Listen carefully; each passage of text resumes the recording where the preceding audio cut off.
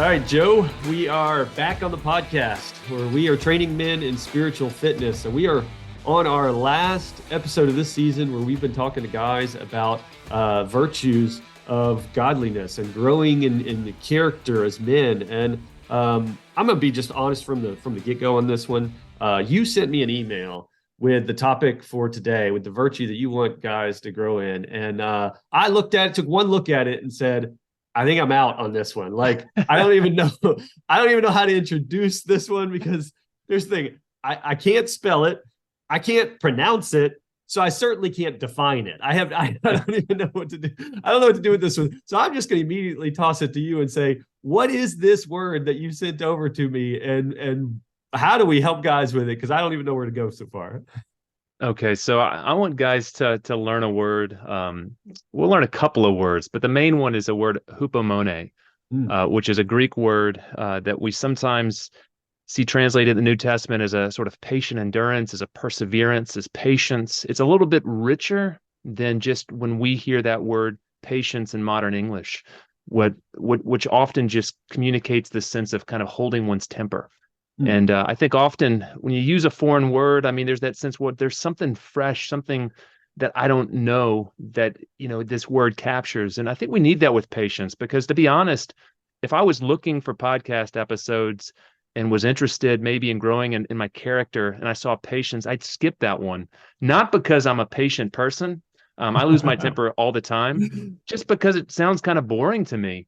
And so I want guys to know that this is something fresh. It's something that, if they can get their head around what the New Testament, this word it uses of hupomone, it could really introduce a new aspect to the kind of man they want to become. All right, so hupomone. I want to make sure hupomone. Am I doing that right? Yeah, you're doing great. Doing great. Man, I feel good about myself right now. All right, well, I'm going to make you double down here for a second, because have you ever seen one of those movies, like a fight scene in a movie where there's two guys, they're upset at each other, and the one guy, he's like takes his shirt off and makes a big scene, and then he's like doing a backflips and like getting all riled up, and he's going crazy. He's like, he's got this whole like routine as he's ready to fight, and the other guy just kind of stands there, and he just one punch just punches him, right, and it's over. So I guess in some sense, I want to say to you, like, why the whole hupomone? Why not just punch me with patience? Like, okay, why not just say, Evan, you need more patience, and just be done with it? All right, what is it about hupomone? What is it about this idea of something bigger? Why the song and dance? Yeah, because I think it's a really rich moral concept, character trait, something that pulls together a lot of dimensions that we might not expect, or helps us in areas of life that we wouldn't necessarily see on our own. And so, let me just, if we step back and if we just think of patience, we'll just use that English word for a little bit. And I'll give guys, this is my definition of patience. It's enduring evil, pain, or sorrow for the sake of a greater good. And I think what's important in that definition is there's really three elements that come together with patience. One is that there's got to be some aspect of pain. You don't have to exercise patience if you're comfortable in the moment. And so there's this aspect of pain, but with that, there's this dimension of time, because patience is very much being willing to wait. And so rather than that immediate spontaneous action or reactive action, you allowed for time. But the reason you do that is because you see that there's something greater on the horizon. And it's in view of that greater good that you endure the pain rather than immediately reacting with anger or giving up. But you patiently endure the circumstances. And so I think if guys can think in those terms, we're already thinking in terms of something a little bit more than just, having a long temper or holding your temper. Yeah, that is helpful, because I do think that I would not have put in my definition of patience the whole idea of pain being a part of. I guess thinking through pain and time as part of this is something I would have thought of patience only as merely the opposite of impatience, right? Like patience is just, okay, I know what impatience is. It's displayed by anger, it's displayed by irritability, maybe anxiety, those kind of things. So then patience is just simply, oh, well, I don't react at all. I'm, it's like this stoicism almost, like it's just, very, very blank, very empty. But you're talking about a greater good that's being pursued in that. But I think that was your definition of patience, right? So where does the hupomone come in, and what's the relation there? Yeah. So if we're wanting to think biblically, in the New Testament, I think there's two words that guys need to be aware of that sort of feed into how we should be thinking about patience. The first one is this word hupomone that you've already brought up a couple of times and made fun of me for using. And this word hupomone, it really is. It's a kind of steadfastness. It's a constancy. It's an endurance in the midst of suffering. Mm. It's what we discover, for example, in Romans 5, when Paul talks about glorying in tribulations, knowing that tribulation produces perseverance, character, and character hope. And that remarkable ability in the midst of affliction, which is painful, Yeah. to not give in and throw in the towel, but to endure. And I think another verse that guys will probably be familiar with, where the same concept is evident, if you are in Hebrews chapter 12, it talks about being surrounded by such a great cloud of witness. Let us lay aside every weight and sin which so easily ensnares us, and let us run with endurance the race that's set before us, looking unto Jesus, and talks about him enduring the cross, despising the shame. And so, this experience, of course, of Jesus, I mean, which the cross, it's the shame, it's the physical pain. There's so many dimensions of the suffering he's experienced, but yet he endures it for the joy set before him. And that's the picture in Hebrews in our life, that we need this virtue, that when we're in the midst of really, really trying circumstances, we stay in, we keep the joy that is before us in view. And so because of that, we persevere. And so this first word, just this hupomone, it's really, it's encapsulate, it's capturing that sense of perseverance, endurance. And so that's one side that comes in, that I really want guys to think about. Okay, so what's the other side? You've already given me one dorky word that I got to learn today. Let's go for two. Give me the second. Again, if we're trying to build an understanding out of the New Testament, the other one, I'll give you the Greek again, Makrothumia, and it really has the sense of a long passion. It's almost like a long fuse, and this is what we tend to think about with patience. So, in the passages like Galatians 5, fruits of the Spirit, or the fruit of the Spirit, patience is mentioned. That's the word. 1 Corinthians 13, love is patient. It's related to that word. A lot of the putting on, like in Colossians 3, put on patience. Again, it's this word. And so what I want guys to know, there is that element of having a long fuse, not a quick fuse. So not losing your temper. That's an important aspect. But if we limit patience to that, we're going to miss that other rich aspect, which is that persevering. So we got to pull both of these together into our understanding of patience. Persevering, having a long fuse, and hupomone and I'm not going to do the second one. I was macro something. I don't even know what you said. Yeah, that's right. But okay, all right. So in hearing this is helping me, because I want to interplay this with a little bit of a theory that I have. And I want you to take this and then maybe hear it and apply it to what you're talking about, seeing this through the lens of the New Testament and biblical language. Because I think I've got a little bit of a theory that most guys think that the key to becoming more patient, when we think about just general patience, is just a change in their external variables. So there's most time when we think about patience, it's like all the things around me, the different variables, whether it be kids or, I'm stuck in traffic, it's all these cars that are around me and the terrible drivers that are around me. It's this relationship, whatever. If the external variables would change, then I would be more patient.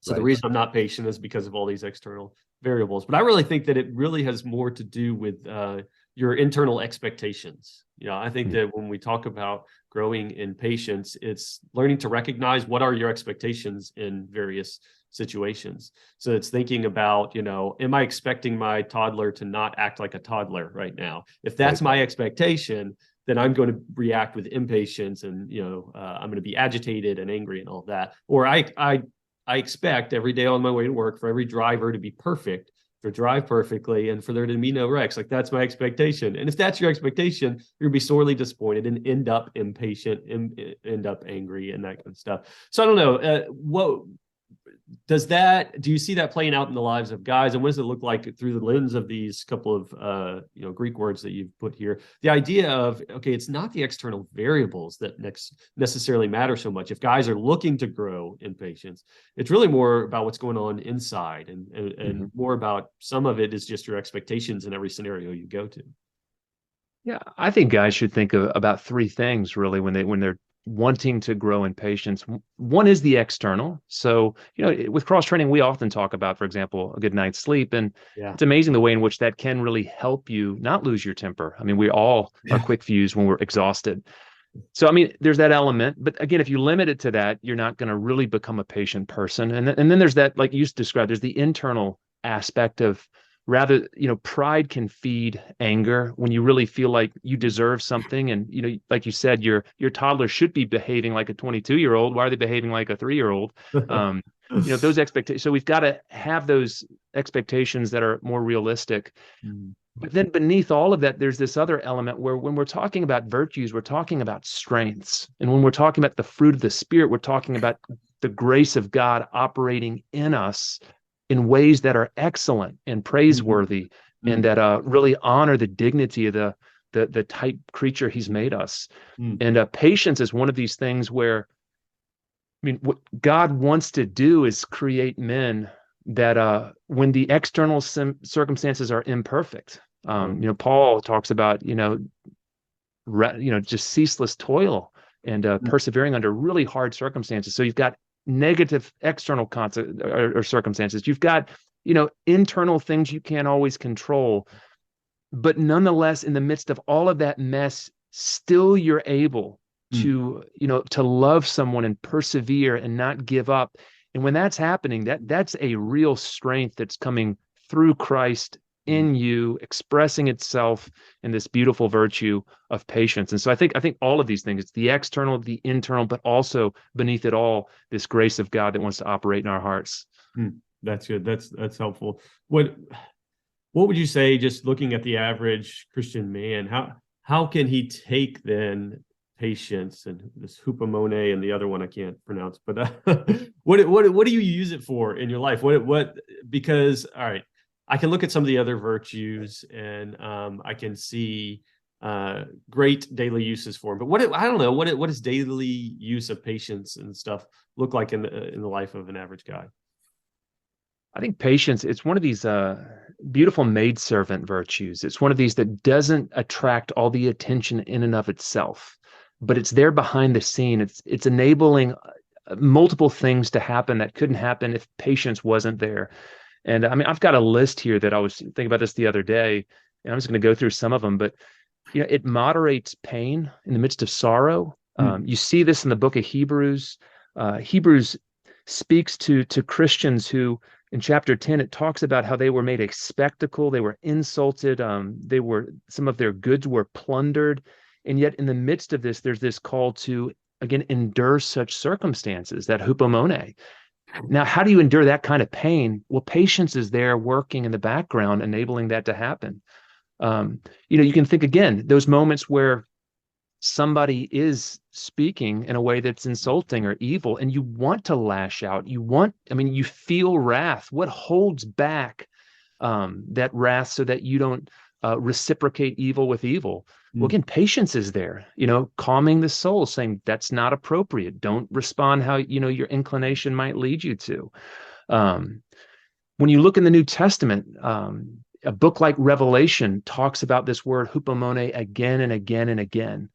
And the idea in Revelation is that in this world where there's such pressures to conform, you can sense that there very well may be persecution and even martyrdom, in the future, that you actively resist the world around you in order to bear testimony. In that word, that virtue that's pointed, it's the hupomone. It's the ability to actively resist and to be patient and to trust God.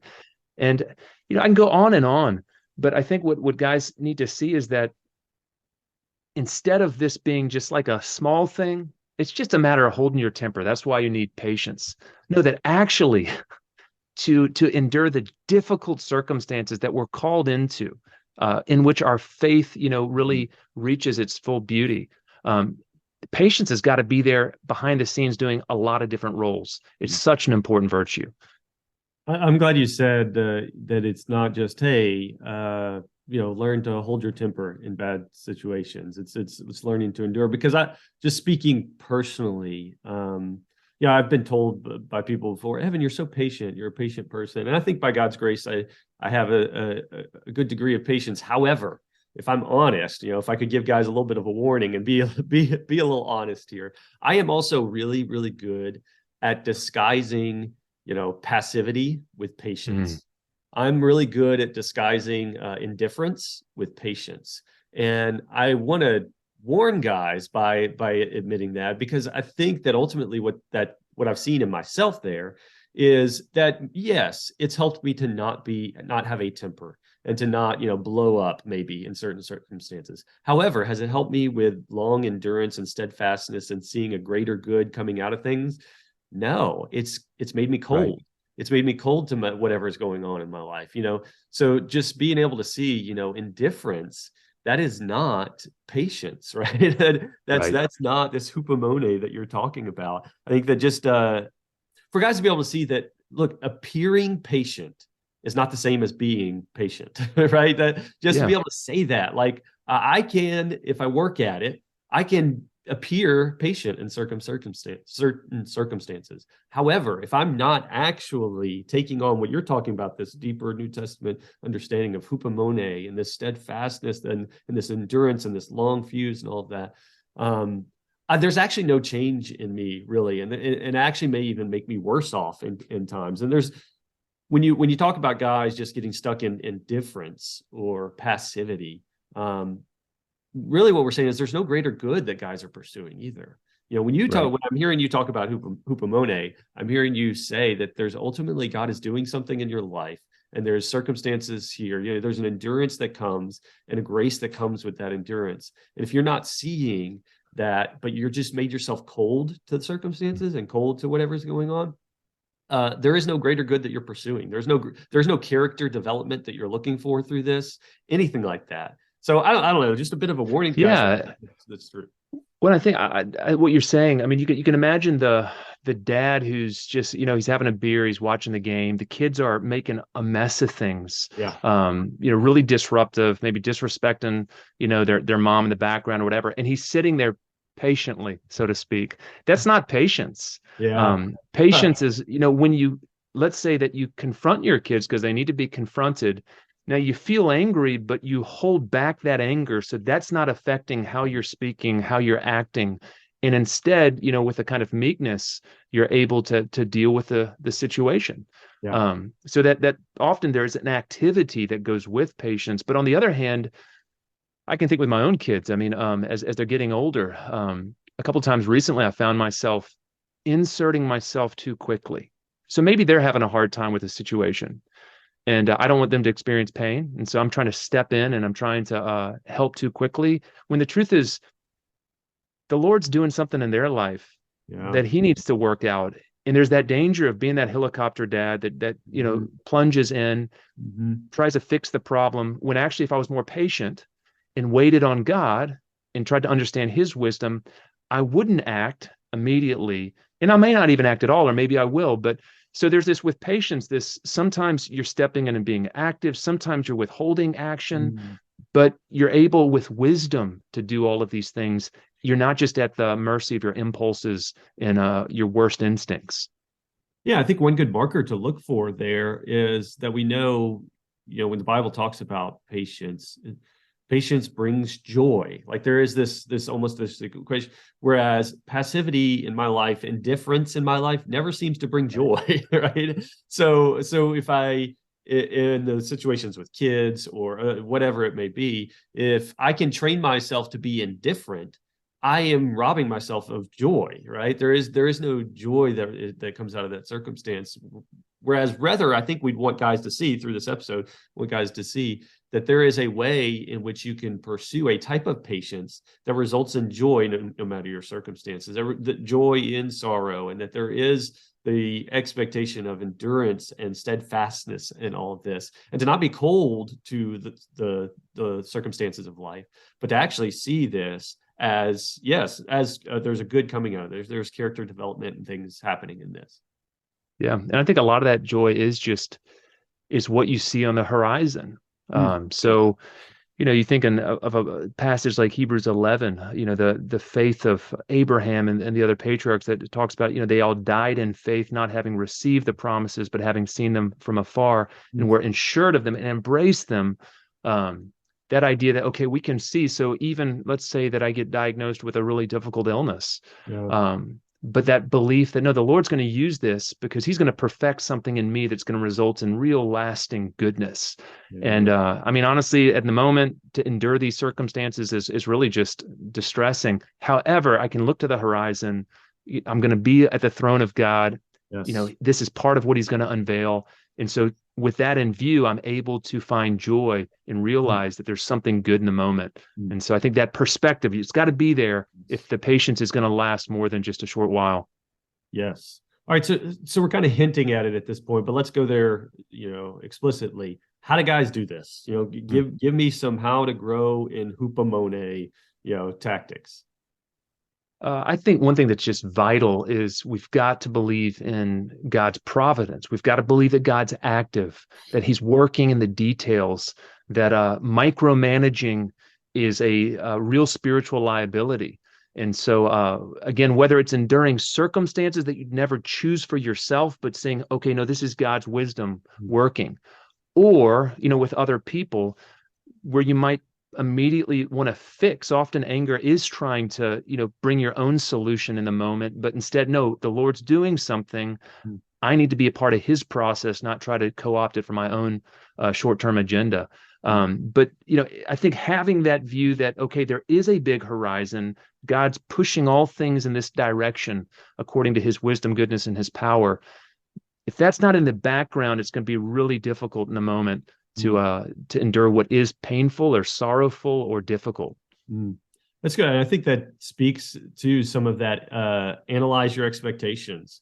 I think as Christian men, if we find ourselves impatient, we find ourselves, not growing in patience. If we look at our expectations, a lot of times God's divine providence isn't there. Like we're not, we've lost sight of that. We've lost sight of, wait a second, no. I believe in a God who has all and holds all and has plans here. So if your expectation is God's providence in your life, it does and should change your attitude there. So I think even just having a check there as we find ourselves in moments where we're not growing in patience, check your expectations. Are you expecting God's providence to come through in your life? I think with these expectations, the other side is to really believe both in the evil outside and the evil within you. So, I mean, when you realize, there's a spiritual warfare that we're a part of, there's an evil one who prowls the streets, it takes away, again, some of the surprise that there is affliction, that there is suffering, that there is temptation. But equally, if you realize that the problem's internal, that I can't trust my own heart. So those feelings that surge in the moment, I mean, that anger, to really, really, really recognize how dangerous it is, like a grenade that can go off, and there's going to be all kinds of damage in the room if I explode. So besides that providence, seeing that, well, the liability, my sinfulness, or my succumbing to the temptation that's before me, you've got to have that mindset that you're in a battle, and that this patience is going to be vital to get through that battle in a way that really honors the Lord and brings a blessing to the people around you. Yeah, I think too, would you say that if guys want to grow, if they want to begin to grow in Hupomone, part of it is valuing transformation? Like having your own character development and things, having that be a value in your life. Because I've even heard it said before by friends, like, don't pray for patience, right? Because if you pray for patience, God's going to put you in circumstances where you're going to need it or whatever. But I think being the kind of guy who values character transformation, who values being changed over time, is then going to put you in circumstances where, okay, now I've got to practice this. I've got to be the kind of guy who is growing in hupomone. If I really want to be different, like, right? Are you the guy that wants to be different 20 years from now than you are now? I don't know. Yeah. And I think, I mean, honestly, if you're a guy who at the end of the day, what you really want is just comfort. You just want to be comfortable. I don't know what I can say to you. Yeah. I mean, do you not want to grow into the kind of, like you said, character that's really excellent? I mean, to display the strengths, the virtues that are potentially able to shine from a human person, and patience is one of these things. And so, we're going to find ourselves in endless opportunities where we have to exercise it, but what should be in your heart is that deep desire. I want to grow into a patient man. Jesus endured the cross for the sake of, the joy set before him. Paul's apostolic ministry, all the shipwrecks, all the, the times he was flogged and beaten, in my own way, without trying to replicate either of those, unique situations. In my own way, I want to get through life in such a way that at the end of it, I've learned how to really endure and persevere and hold fast in the midst of difficulty. I mean, you have to want to grow in these things, like you said. Yes. Yeah, I think recognizing your need for hupomone is a great place to start. Like, to recognize, before we started recording, I asked you as a friend, where do you need patience right now in your life? And we had a conversation back and forth about where we need it. I think that those kind of conversations are good, because what it did for me, at least as we were talking, I was able to recognize I need this. Like, this is, oh, wait, today, like, not just, okay, maybe at some point in my life, I'm going to need to grow. No, like, I've got circumstances in my life right now where I need to pursue this kind of character, this virtue right here. And if I overlook that today, and then I overlook it tomorrow, and then I overlook it the next, like, I'm not getting anywhere. I'm not growing. There are situations in my life where I need this right now. So to even just admit that, to say, to look at your life, analyze your life, and say, don't I need this kind of steadfast endurance and patience right now in my life? Then what am I doing? Why am I wasting my time overlooking that? Let's pursue it. Let's grow in it. So I think just recognizing the need is huge. Yeah. I think the other thing I would just tell guys, with all of these virtues of godliness, it's Christ's strength working through us. It's no longer I who live, but Christ who lives in me. And so there's got to be that, that's why humility is the mother of all virtue. I mean, it starts from that emptiness, and then he fills us, and from that we can express this. And so understand the virtue, aspire to the virtue, but realize that you're going to need the grace of God for any growth to happen in your life. But at the same time, don't be passive and just expect it to fall. Look at Jesus on the cross. Study the life of someone like the Apostle Paul. Get inspired by those men that really have put this virtue on, and who have made it brilliant and beautiful publicly in the world. And in a sense, the more you see it, behold it, long for it, you're going to find yourself praying for it and looking for opportunities when you can actually exercise it yourself. Yeah. In other words, none of this is easy, and it's not, some simple plan that we can give you. But this is difficult work, and it's not work that you, in and of your own power, can do. Which is why, look, part of why I guess to wrap all of this up, we wanted to approach a season of the podcast like this, because we believe it's not really, it's not something that guys are talking about a lot as far as virtues to grow in. But B, I think a lot of times when we do think about virtues, we think about them as standalone men, not as Christian men. Like, wait, by the grace of God, we do these things. And so I hope that we've created the kind of conversations over this past season that have kind of said, wait, by the grace of God, here's some things we need to grow in. And our hope for you is then now it creates conversations for you and your friends, that as you listen to this, that you will take it and actually apply it and try to find a group of guys to gather with and grow in these virtues. And so we've got programs and stuff that'll help you guys, if you're out there looking for this type of content that's circled around, godly values played out in the lives of ordinary men. Go to menneedhelp.org, and you'll see a 12-week program for guys like you that are there to help you break the bad habits that you have, but also to give you a life to pursue, to give you a life of better habits, a life of better routines, and a life of good, godly men to surround yourself with, spiritual friendships that will help you endure and to see pitch a different version of life than maybe what you're seeing around you. A life pursuing virtues and putting off these vices that we have. So y'all check out menneedhelp.org and then come back. We're going to continue with the podcast. We're going to take a little bit of a different tack. We're going to finish, this is the end of this season, but we're going to start something new. So y'all come back and check us out.